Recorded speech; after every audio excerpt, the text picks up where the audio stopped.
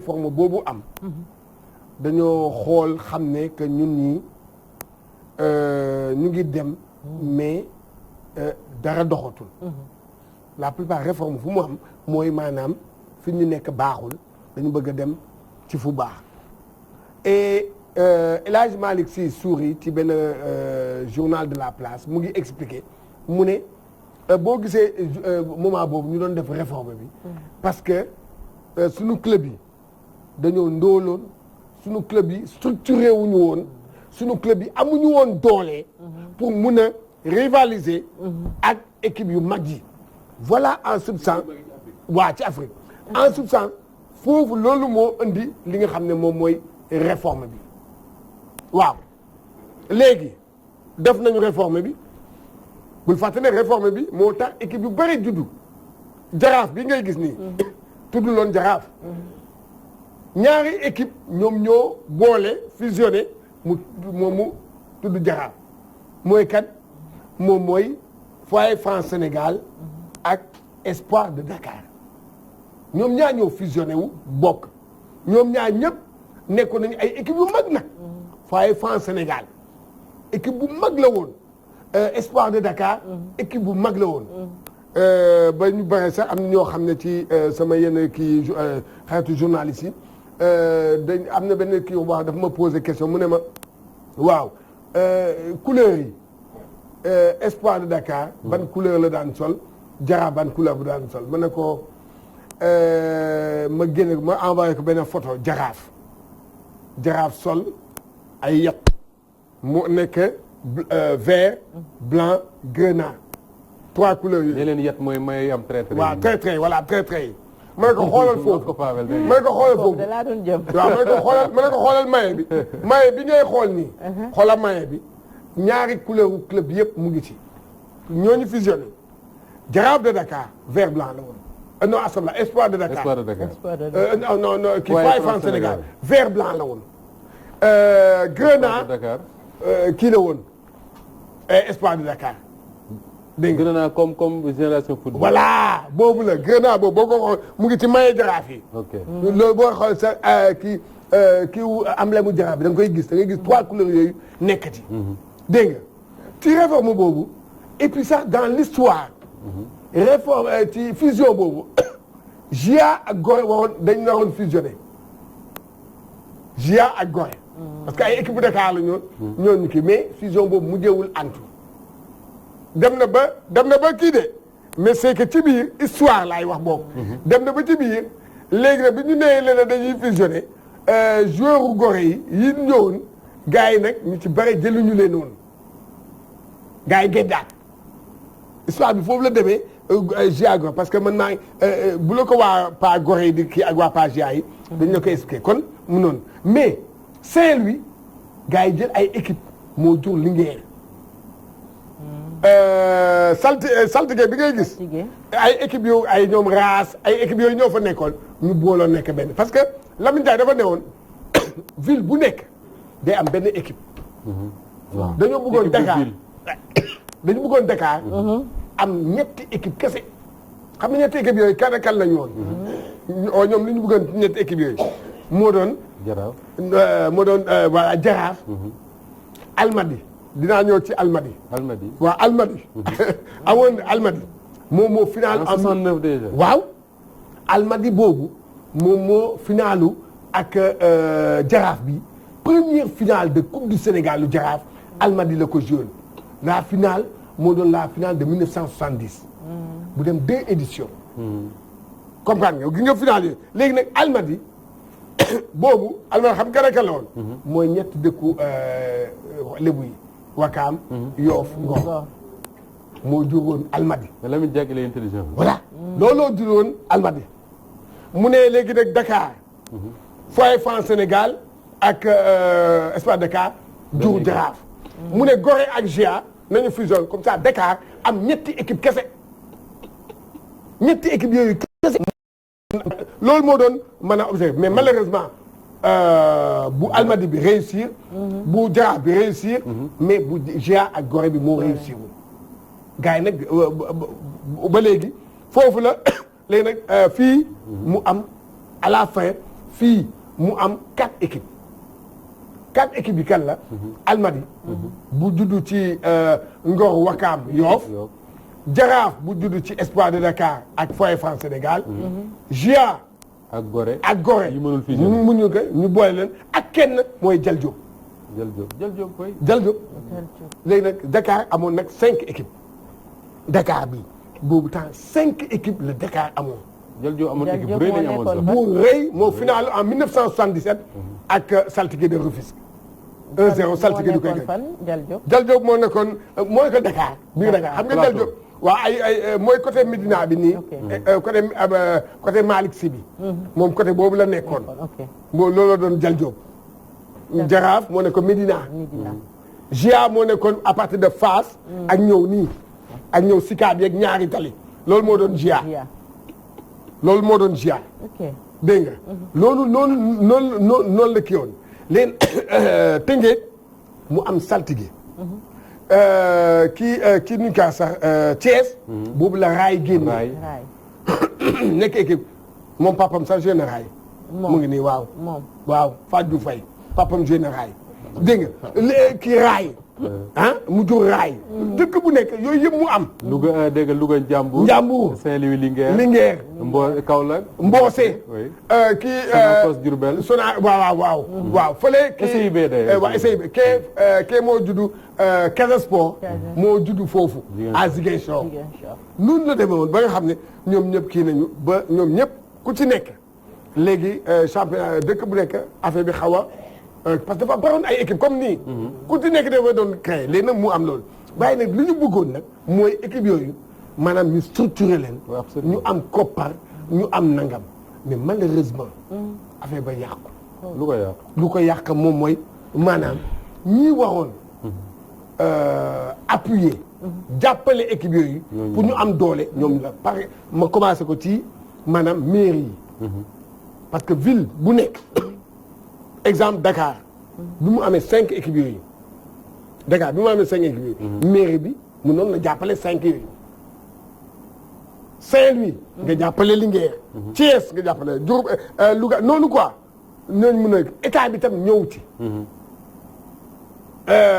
jàpp boobu ko parce que année bi depuis année yooyu bi di ka koppar moo amoon problème koppar la ñu amuñ waaw léegi nag loolu amul léegi nag ñëw ba tey jii xam nga ne li ñu bëggoon mooy am doole ci Afrique ana doole ba ñun mënuñu sax génn premier tour kon nga xam ne échec la ngandam échec bi gën a ngande ci sport mooy échec boobu c'est la réforme de Lamine Diack échec total. pourtant l'idée était bonne.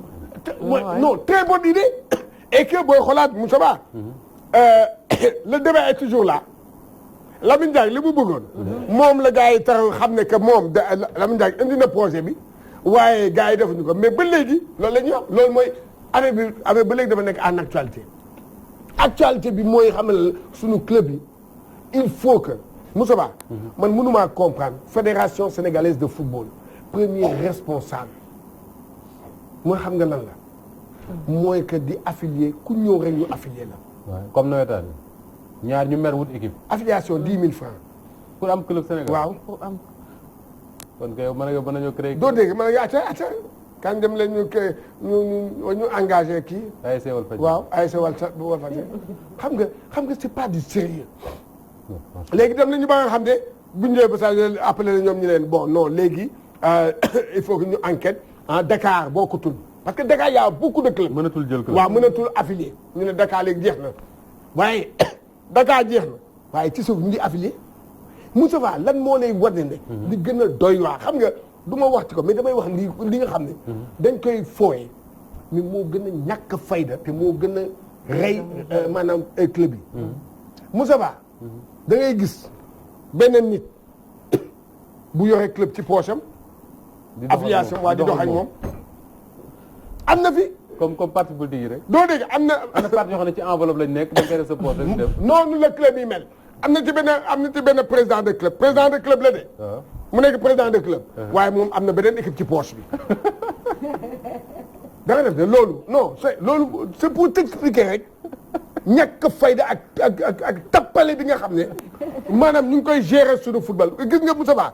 Voilà les vraies questions yoo xam ne ñun journalistes yi dañ ko war a poser. Absolument. mooy que c'est ça aujourd'hui maanaam pléthore club yi Sénégal ban njëriñ la ñu am. commencé foofu c'est vrai FIFA dafa ne maanaam. affiliation libre. waaw nombre de licenciés d'accord muy augmenté wu waaye Moustapha et club da ngay am il faut que mu am yoo xam da nga koy am Moustapha xoolal quand on dit en 2009 on a créé le football professionnel certes c'est vrai c'est bon mais Moustapha critère bi yi wax ñu tax ñu naan professionnel. waaw tey jii billahi wallahi taala nañ ma je défie quiconque maa ngi défier waa Ligue Pro di défier waa fédération muy Augustin Sayer Seck ak ñi jiite ak ministre des sports ñun ñëpp maa ngi leen di défier nañ ma génneel cahier de kii bi cahier de charge pour bokk Ligue Pro kenn respecté wu ko lépp nga respecté lépp à la lettre kenn respecté wu ko nañ ma wax parce que li gën a kii tey mooy que dañu ne club bu nekk da nga wax am centre de formation. kan moo ko am. amuñu ko. ñi ko am kan la Jàmbaar la Dakar Sacré-Cœur Génération Foot. mais te ñooñu ay centre par essence. voilà loolu daa lay wax. xam nga Augustin amal na ak footballu Sénégal xam nga ci fan. non billaahi Augustin moo defar kii bi texte kii bi Ligue Pro yi le football professionnel. Augustin la Gorée lañ ko defee ak ñoom Asma Mun. noo ko defee à Gorée lañ ko defaree mais Moustapha comment se fait-il que yow mii nga def yow nga ne léegi nag ku pour nga participer ngay accepter un centre de formation di bokk ci championnat d'élite championnat professionnel. waaw gisuma ko de. fan la amee gisuma ko ci réew mi de. on accepte ça dans les normes football professionnel bi Jàmbaar waru ci woon bokk centre de formation la. Génération waru cee bokk centre de formation la. Dakar Sacré-Cœur waru cee bokk centre de formation la. CMC bu Thiès waruñu see dans la logique waruñu see bokk. ay xam nga lan moo waxoon am. ces centres de formation là dem di lëkkaloo. ak club yi par exemple je donne un exemple bu Jàmbaar. dem lëkkaloo ak Stade de Mbour. Stade de Mbour qui est un club bi nga xam ne moom club bu lan la. club traditionnel la. am na popularité. mu ñëw lëkkaloo ak moom. waaye di ko jox ay joueurs. di ko jox ay joueurs. gars yi def ay protocole. absolument. yow man damay defar jël joueur bu ma ko kiiyee. Charles doo ma dindil lii kii bopp bii dindil ma ko amaluñu beneen njëriñ waaw échec sur échec du gagné coupe mukk dindil ma kii voilà am yóbbul voilà yóbbul. dégg nga dindi ma kii ci écran bi ban njëriñ la ñu amal ak lu mu gagné lan la gagné. mais kii final na waaw final. suuri finalu na. suuri finalu na. non Cheikh Dia xam na moom jaaxal. c'est-à-dire que dama yaakaar ne footballu Sénégal nag buñ bëggee mu dox suñu toogee ba réforme Lamine Diack am 50 ans. ñi nga xam ne ñooy les responsables du football ñi nga xam ne ñoom ñoo am en charge yu doxal football bi ren. jamono ji dañoo waroon a xëy na ci li ma yaakaar ne xëy na mën naa juum woote ay ndaje. ne nañu évaluer la réforme de les 50 ans de la réforme de Lamine Diack xool est-ce que li nga wax sànq est-ce que idée bi baaxoon na. su idée bi baaxee ñu xool lan moo tax réussirul. ñu xool lan moo taxoon réussirul. ñu jéem ko doxal parce que mais malheureusement le seul bi ma dégg à part yow mu poser cette question là mooy un de nos amis là Lay Bao. bu dëkk Louga je pense moom ma sa interpellé dañu daje ci mbedd bi sax à Dakar mu ne ma mais waxal ko la réforme de Lamine Diack am na 50 ans. am na 50 ans ma ne ko ah bon mu ne waaw mais les autorités du football man dégg mu ñuy wax ci loolu. beneen bi mooy réforme bu ñu mënti def cher. bu ñu mënti def tant que suñu club yi mi ngi dépendre ci nit. du ñu dem fenn.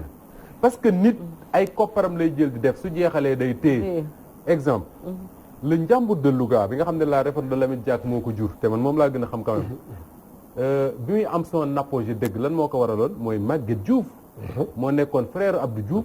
nekk ministre de la modernisation de l'État nekk président wu club bi Abdou Diouf jàppale leen Omar Bongo tabaxal leen benn centre bu nekk foofu muy le centre Omar Bongo bi nga xam ne moo jàkkaarloo ak la mairie de Louga.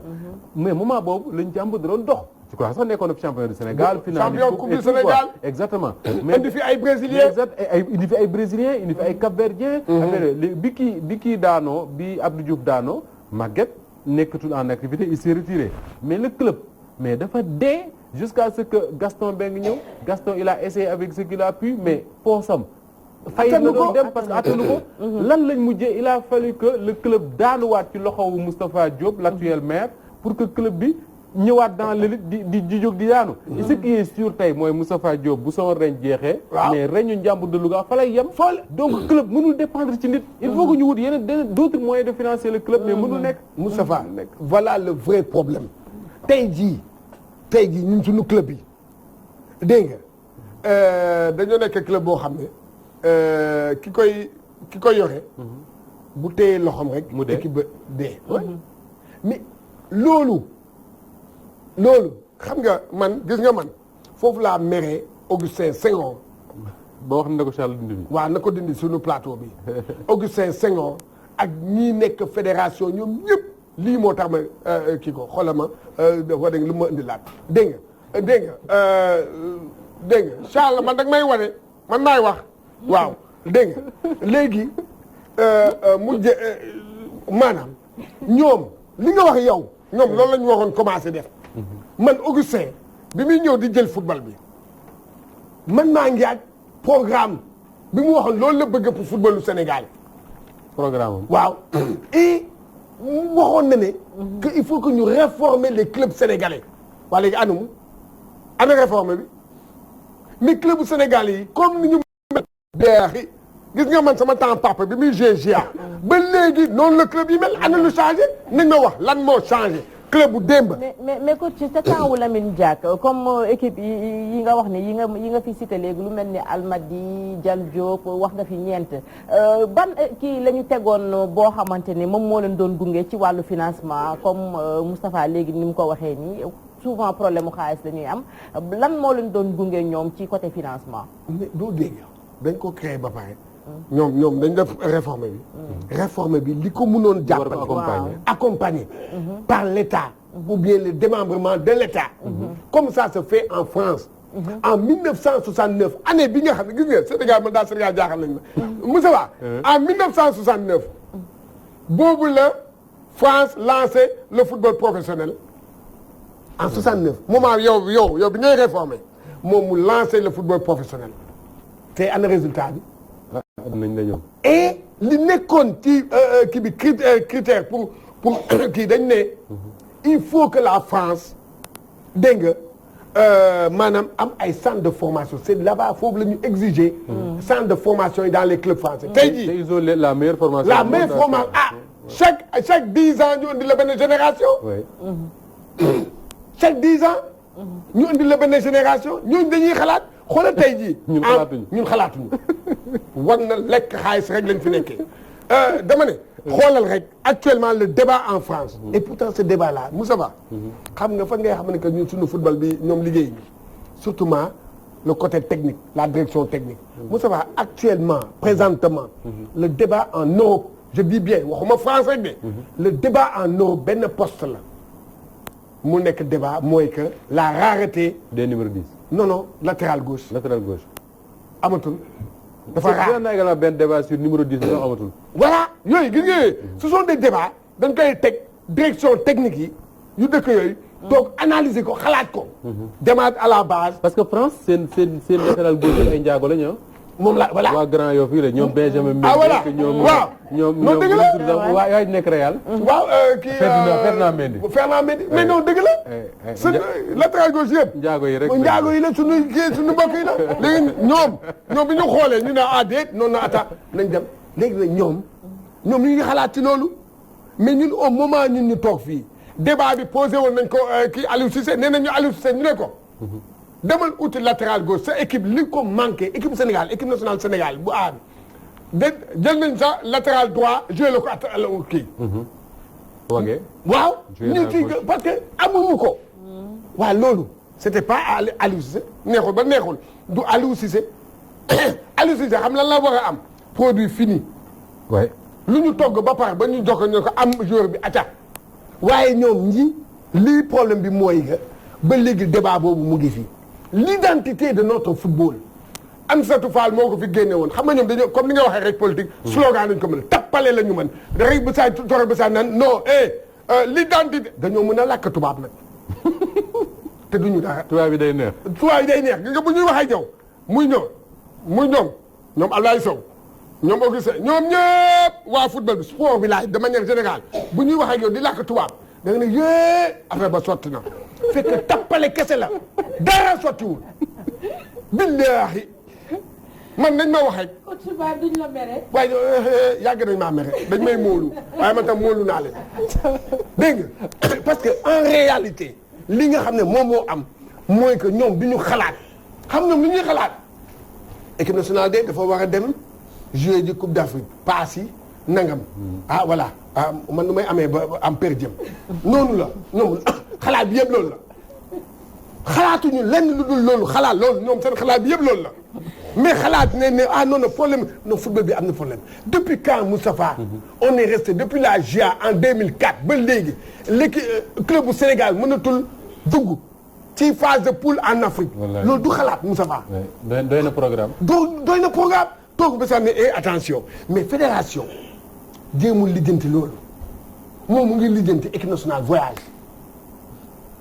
équipe nationale yi rek voyage rek le problème c'est pas ça le problème xam nga mooy lan moom mooy ñu toog xalaat le problème du club sénégalais le club sénégalais c'est ça aujourd'hui le problème le débat ñun journalistes on est responsables on est les premiers responsables ñun parce que on ne pose pas les vraies questions on ne pose pas les vrais débats ANPS bu ñu toogee fa di wax loolu la ñu wax sax di ko di wax ay maanaam ay débat créé invité ay ñoom Lay Sow invité ay ñoom Augustin kii Babacar bu basket woo leen ne leen voilà le débat waaw waaye Sénégal ñoo dàq analyser fii analyser dañ koy analyser ba mu baax waaye teg ko mu dox mënuñu ko.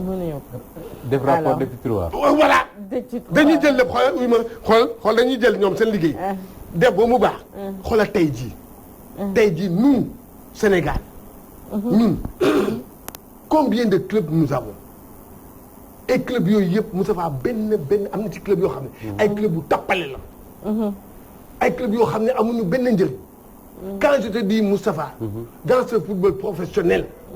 il y a des clubs yoo xam ne au nom de Dieu mérité wuñu critère pour passer cahier de charge bi kenn ne respecté ko ils sont combien de clubs tey ji bu ma néew tey cahier de charge ana ñi leen war a saytu coach nag tamit ci loolu ñu lan ñi war a saytu loolu waaw voilà la bonne question dañoo def ci biir Ligue Pro jël benn commission ñu ne commission de contrôle commission boobu moo gën a nekk commission bu tappale ci Sénégal xam nga naka la parce que Moussa Ba day ñëw ak clubam Njàmbur mu indi dossier Njàmbur mu présenté day présenté bulletin de salaire yi mu ñëw ne waa Cheikh Tidiane Gomis salaire am nii nangam dañuy déclaré foofu foofu 150 000 fekk ko 20 000 francs lañ may jox ci suuf maa ko wax loolu état bi sax war na cee dugg na mais non xoolal loolu rek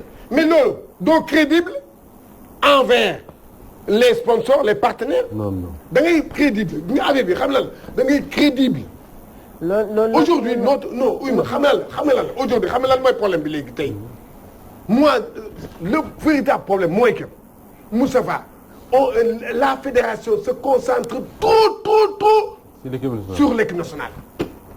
non de grâce. revenons à la base. defal micro bi. li ngay wax nii man dama yaakaaroon ne ci impôts yi rek la am. ndax man gis naa ne gis naa ku ñu defal facture 50 000 25 000 lañ ko defal facture ba pare laaj ko 50 000 ci côté impôts yi ñun ñi yor boutique ndaw ndawaan 25 000 am na fu muy jaar. voilà ñun ñu ngi bëgg a dee moom ci côté boobu. non parce que foofu ñu yor boutique yi ndaw ndawaan. foofu dama yaakaaroon ne impôt rek la am li ngay wax nii. yow 50 000 nga joxe kooku 50 000 la joxe. kooku 50 000 la joxe mais reçu bi 25 000 lañ. xam nga lan la dinaa la wax loolu rapidement rek loolu xaw naa ci am benn xam-xam bu ndaw xam nga lan la xam nga dañ ci impôt boobu ci yéen boutique yi dañu ne 50 000 lañ leen di laaj. kii di ñëw kii 50 000. waaye mën nañ la may ba 25 000. mën nga waaw boo ñëwee ñu ne la nga ne non non saa ñu mën nañ ko wàcce ba 25 000. léegi nag yow comme que léegi moom dafa jàpp ne gi nga moom 25 000 yooyu 50 000 yooyu mu yóbbu. 25 000 yi dugal na ko ca poche ba.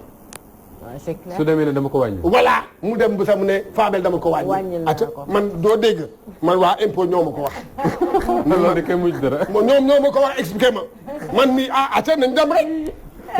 nañ dem man mii man am naa ay xarit impôt et domaine ñoo ma ko expliqué ne ma affaire bi ci boutique yii nii 50 000 lañu moom la barème bi. waaye c'est négociable. waaw c'est négociable ba 25 000. ba 25 ok waaw kon nag loolu pour wax la ko léegi nag. loolu sax bokkul sax ak man li may wax. waaw tey sunu football. dama ne sunu football lenn kese la soxla. mooy ñu xoolaat. que ñun xam ne que fu ñu jëm parce que tant que defuñu ko sunu club yi ngay gis ni sunu club yi. tant que ñu ngi dox di yaakaar ci benn poche nit. du ñu dem. du ñu dem. le problème moom mooy tey il faut que ñu bàyyi un peu. dégg nga équipe nationale. équipe nationale waxuma ñu bàyyi de waaye ñu concentré wu. le président le meilleur président de la fédération sénégalaise de football. mooy ki nga xam ne bu ñëwee. dégg nga parce que kii moom ki fi nekk moom. waaw ki fi moom dana dem de. waaw bii 2021 mu dem yoonam. est-ce que.